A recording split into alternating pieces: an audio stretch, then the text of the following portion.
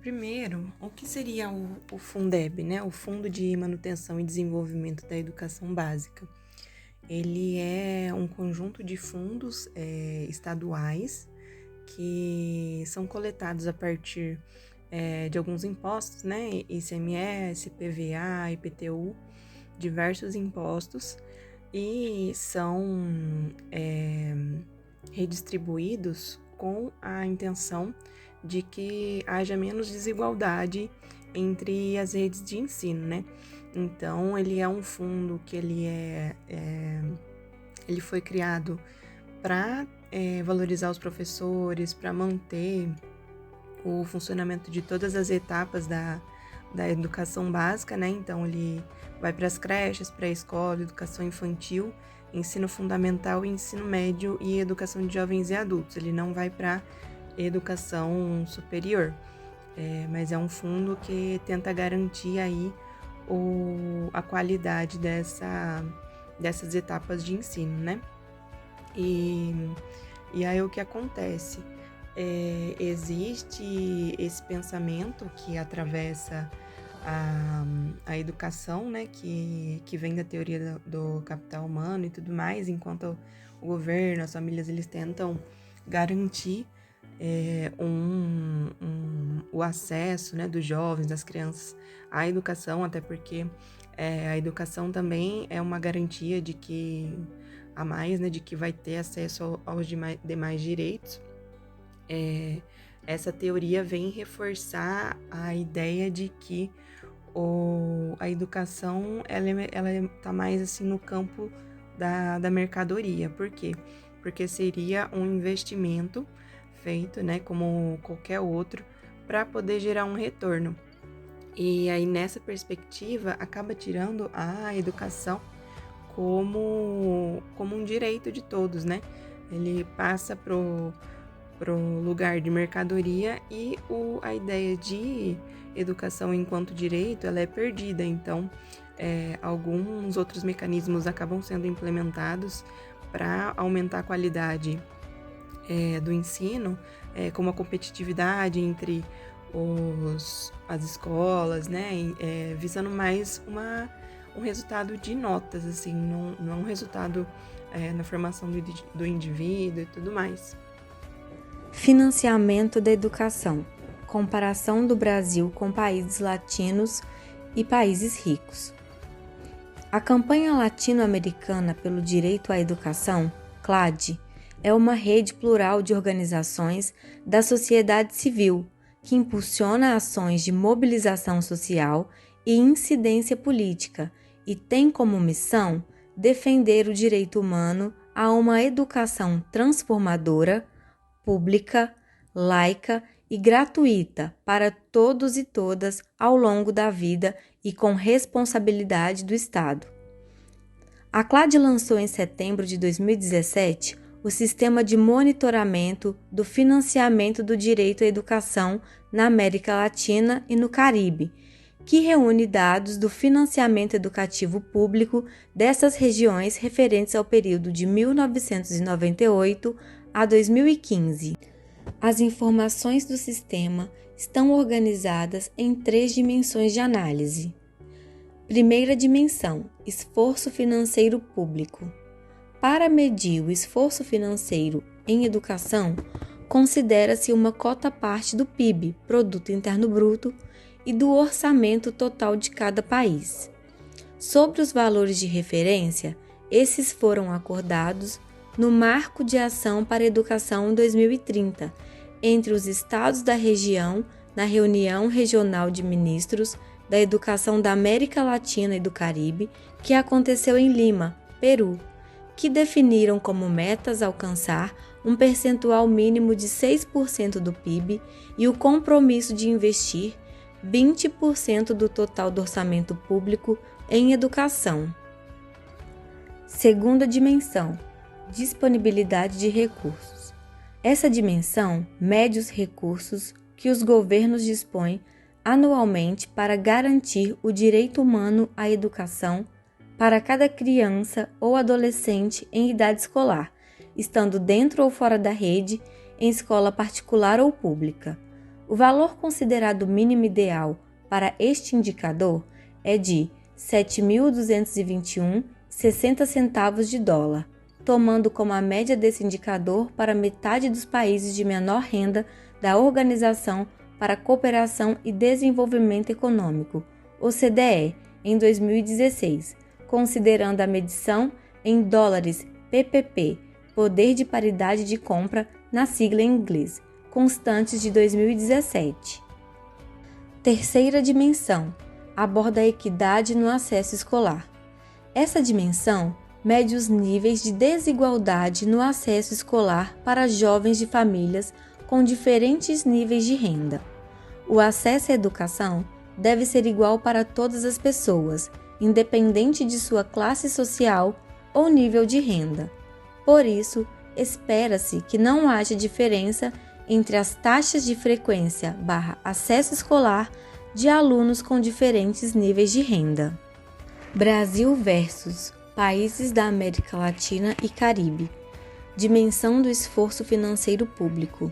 O gráfico 1 apresenta quanto o gasto público em educação representa da despesa total dos governos, tomando como base o triênio 2013-2015. Apenas 6 países apresentados no gráfico atingem o parâmetro dos 20% do gasto público total como investimento em educação, sendo eles Guatemala, Costa Rica, Paraguai, Nicarágua, Venezuela e Chile, ficando a Guatemala com uma participação de 24,1% em uma melhor situação e o Equador no ponto extremo com 12,8%. O Brasil aparece com 16% e situa-se 20% abaixo da meta estabelecida. Já o gráfico 2 indica quanto esse gasto público em educação representa do PIB de cada país. Os países que conseguiram atingir o valor de referência para este indicador, de pelo menos 6% do PIB, foram Cuba, Bolívia, Costa Rica e Venezuela. Brasil, Honduras, Argentina e México apresentaram dados próximos ao valor de referência. Os piores resultados para o indicador foram Panamá, Guatemala e, em última posição, República Dominicana. Vale ressaltar a posição antagônica apresentada pela Guatemala. Embora destine 24,1% de sua despesa total para a educação pública, essa monta representa apenas 2,96% do PIB, ficando abaixo da metade do valor de referência. Isso mostra que o comprometimento do gasto público total com a educação não será o suficiente se o país apresentar uma carga tributária baixa em relação ao PIB.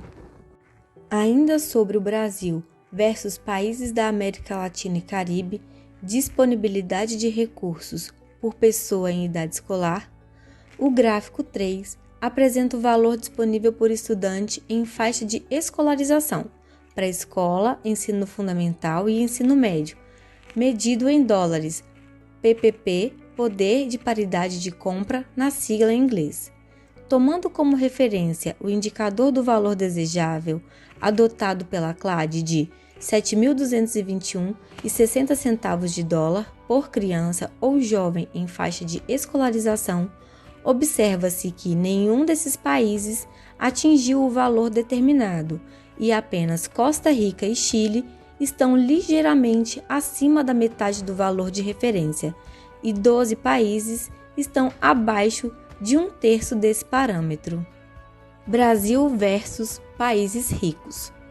Países como Dinamarca, Finlândia e Suécia possuem uma carga tributária acima de 40% do PIB e, com isso, conseguiram construir um estado de bem-estar social.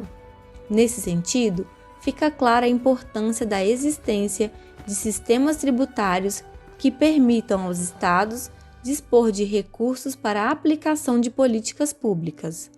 Contudo, se levarmos em conta somente a arrecadação, essa não será sinônimo de alcance do bem-estar social, a julgar o Brasil, que mesmo com uma carga tributária de 32% do PIB, considerada elevada pelos especialistas, se traduz em apenas $5.000 por habitante, enquanto os Estados Unidos mantêm baixa carga tributária em 26%, alcançando cerca de $14,5 mil por habitante. Por fim, não somente os valores de repasse do PIB por si só são garantidores das metas estipuladas para a qualidade da educação. Há de se relevar conjuntamente a proporção de sua distribuição por número de habitantes e quais desafios educacionais precisam ser cumpridos. Em relação à implementação do Plano Nacional de Educação, desde o fim da ditadura houveram diversas alterações, né, no campo da educação, mas aparentemente os financiamentos no campo da educação eles nunca foram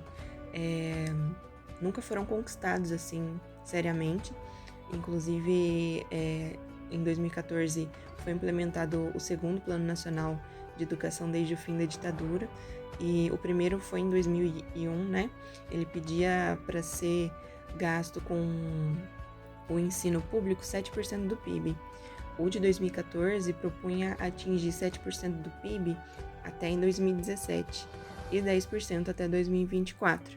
Também foi colocada uma outra proposta do CAC, né, que é o custo aluno qualidade inicial, que seria para investir um valor por aluno a cada ano, em cada etapa e modalidade da educação, para pelo menos atingir a qualidade de ensino, né, em cada etapa da educação, mas nenhum dessas metas, elas foram atingidas, assim, então foram poucas metas que foram conseguiram conquistar, inclusive por conta de algumas políticas excessivas que tiveram no segundo governo da Dilma e na gestão do Temer.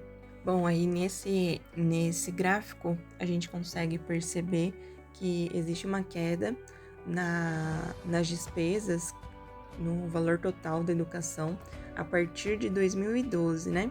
No valor total da educação básica. E a educação superior, na verdade, ela sofreu uma queda a partir de 2014, não foi uma queda tão grande quanto o valor total, mas também foi uma queda que tiveram alguns efeitos graves por conta de nesse período a rede federal estava em crescimento. E o que a gente sabe também é que no mesmo período teve um crescimento muito grande dos recursos públicos destinados às empresas, às universidades privadas, por meio do FIES ou por outros programas de repasse, né?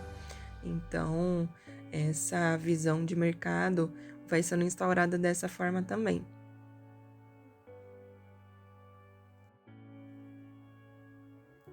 Além disso, esse gráfico mostra como aconteceu também uma queda nos recursos que são repassados para o Fundeb. E, na verdade, o Plano Nacional de Educação de 2014, ele propunha uma ampliação da oferta das vagas, né, em todas as etapas e modalidades de ensino, e melhoria nas condições de oferta, então teria que melhorar a qualidade. E a partir disso, não é possível que isso aconteça.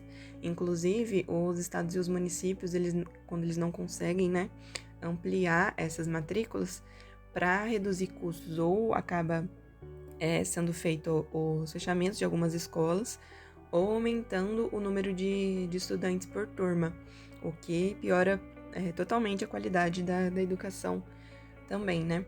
E, além disso, depois desse gráfico, o que aconteceu foi que surgiu a emenda constitucional de número 95, né, que congela os gastos de diversas áreas por 20 anos.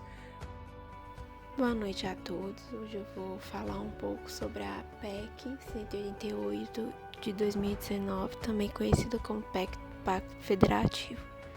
Segundo o Ministério da Economia, a PEC do Pacto Federativo anuncia um novo modelo fiscal da Federação Brasileira, que tem como finalidade conceder mais autonomia a estados e municípios na distribuição de recursos e em suas aplicações.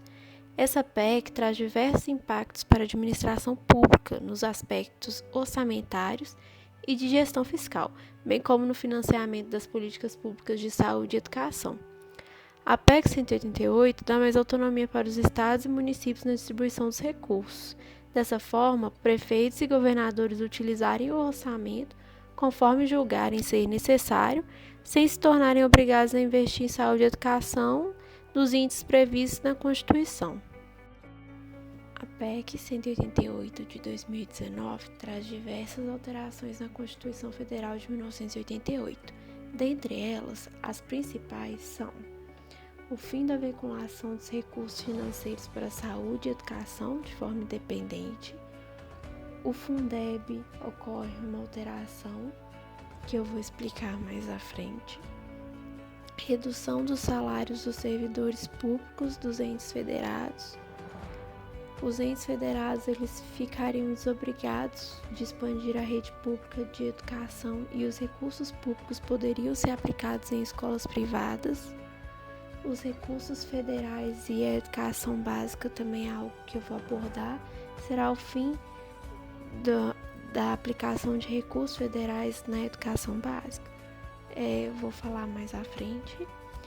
A revogação do Fundo Social e a destinação de recursos para a educação e a saúde. É tornado ainda mais drástico o congelamento dos recursos do Poder Executivo previsto na Emenda Constitucional 95 de 2016. A condição para a promoção dos direitos sociais da população é proteção às despesas financeiras associadas ao capital financeiro. Vou falar também mais à frente e explicar os planos plurianuais e a intervenção da PEC 188 neles e também a intervenção na autonomia dos entes federados. Agora eu vou falar um pouco das análises das alterações da PEC 188 e vou começar pelo fim da vinculação dos recursos financeiros para saúde e educação de forma independente, pois a PEC estabelece uma disputa entre a saúde e a educação, que são duas áreas fundamentais para o progresso do país, pois passa a haver uma vinculação acoplada entre os recursos financeiros aplicados em saúde e educação. Isso significa que o ente federado que aplicar valor maior que o mínimo em um setor poderá aplicar um valor menor no outro setor. Ou seja, se um ente federado aplica um valor maior que o mínimo na saúde, ele poderá aplicar um valor menor na educação. Agora eu vou falar um pouco do Fundeb, que a PEC 188 de 2019 ela não altera o Fundeb, portanto ele continua existindo. O que ocorre é que a União poderia transferir grande parte dos recursos vinculados à educação para a saúde, e estados, Distrito Federal e municípios teriam que apenas respeitar a vinculação dos impostos ao Fundeb, e os recursos restantes eles poderiam ser transferidos para a saúde. Dessa forma, os recursos que antes iriam para a educação acabariam indo para a saúde, uma vez que a saúde ela possui apelos maiores do que a área de educação e dão respostas mais rápidas para a população em comparação com os recursos aplicados na educação. Os entes federados eles também ficariam desobrigados de expandir a rede pública de educação e os recursos públicos poderiam ser aplicados em escolas privadas, pois a PEC propõe uma alteração que desobriga o ente federado a expandir sua rede, quando há falta de vagas na rede pública do local de residência do estudante, podendo pagar bolsas de estudos para toda a educação básica em escolas cadastradas, que podem ser escolas privadas. Portanto, o poder público ele deixa de expandir suas redes nas localidades em que há falta de vagas públicas, deixando que os estudantes recebam bolsas de estudos pagas com recursos públicos dos entes federados, e isso, consequentemente, são recursos públicos que passam a ser dirigidos num fluxo contínuo para as escolas privadas, sem que os entes federados tenham que expandir a rede pública de ensino. Há também a revogação do Fundo Social e a destinação de recursos para educação e saúde, já que a proposta da PEC ela revoga os percentuais do Fundo Social que destinavam 75% dos recursos financeiros pela exploração do petróleo e gás natural para a educação e 25% para a saúde. Além disso, há também a redução dos salários dos servidores públicos dos entes federados, que isso está previsto para quando o endividamento público exceder as despesas de capital e poderiam ser reduzidas em até 25%. Além disso, os salários eles não teriam mais reajustes anuais obrigatórios. A próxima alteração que eu vou falar é os recursos federais e a educação básica, porque a indagação é uma questão levantada, pois a PEC 188 propõe que não exista mais os programas suplementares de material didático, escolar, transporte, alimentação e assistência à saúde. E ela afirma que os programas existentes seriam executados com recursos apenas dos estados, do Distrito Federal e dos municípios. A PEC do Pacto Federativo propõe que os recursos da contribuição do salário à educação sejam transferidos para estes entes federados, não ficando nenhuma parcela na União.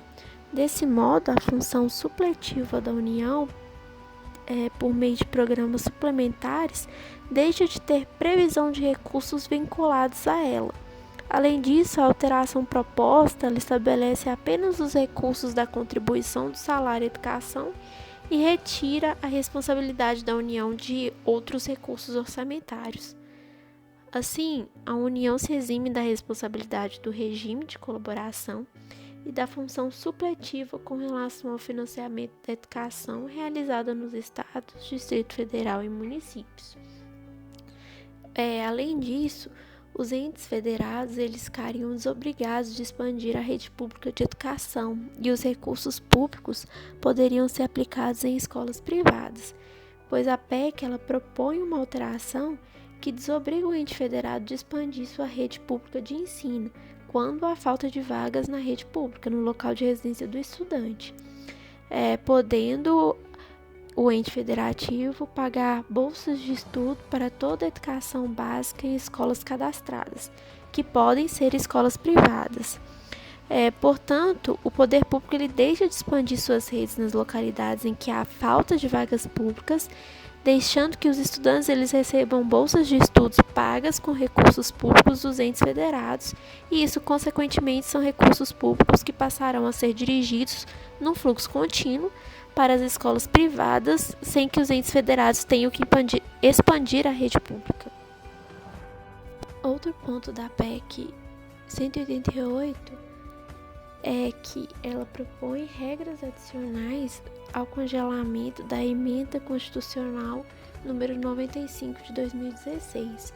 Isto ocorrerá quando as despesas primárias obrigatórias atingirem 95% das despesas primárias totais, de modo a suspender até a possibilidade do reajuste dos valores pela inflação.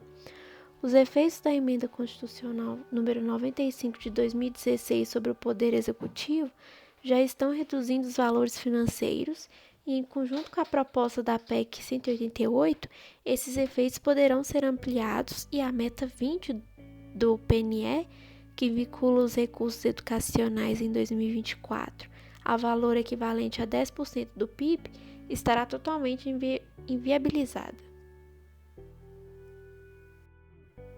É imposta uma condicionalidade para a promoção dos direitos sociais da população.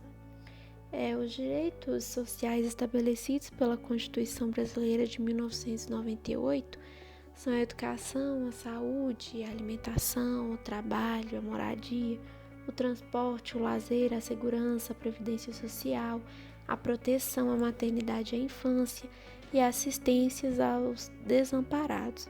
Com a PEC 188, ela propõe a incorporação do direito ao equilíbrio fiscal intergeracional. Ao que tudo indica, esse direito ele poderá ser utilizado pelos governantes para bloquear ações que procurem ampliar os recursos para os direitos sociais listados anteriormente. Além disso, a PEC 188 ela promove a proteção às despesas financeiras associadas ao capital financeiro. O que isso quer dizer? A proteção às despesas financeiras, ela inicia-se com a não incorporação à emenda constitucional número 95, de nenhum limite aos seus valores, apesar da PEC 188 ter incorporado condições que tornam mais drásticos os limites para as despesas primárias. Assim, as despesas financeiras continuam sem nenhum limite associado à inflação, à variação do PIB, à variação da arrecadação de impostos ou às necessidades da população brasileira. Outro ponto da PEC 188 é que quer-se evitar a apresentação de metas para a redução de desigualdades, pois caso as propostas de alteração constitucional sejam apresentadas, não seria mais preciso elaborar os planos plurianuais que especificam de forma regionalizada as diretrizes, objetivos e metas da administração pública federal para as despesas de capital e outras delas decorrentes e para as relativas ao programa de duração continuada. Além disso, revoga-se os orçamentos compatibilizados com os planos que teriam as funções de reduzir as desigualdades interregionais. Essa revogação ela deixa bem clara a despreocupação em se estabelecer planos para que se reduzam as desigualdades interregionais. As desigualdades, quando mantidas, elas perpetuam a contínua redução dos direitos sociais. E por fim, a PEC 188 de 2019 propõe a intervenção na autonomia dos entes federados, pois ela propõe que a distribuição de recursos associados ao petróleo e gás natural seja vinculada a indicadores de resultados dos estados, Distrito Federal e municípios, e prevê a constituição de um Conselho Fiscal da República que monitoraria a execução dos orçamentos dos entes federados, podendo expedir recomendações, fixar diretrizes e comunicar irregularidades detectadas. Então essa foi a nossa apresentação. Obrigado pela paciência. E o próximo slide é apenas para referência. Então é isso. Muito obrigada.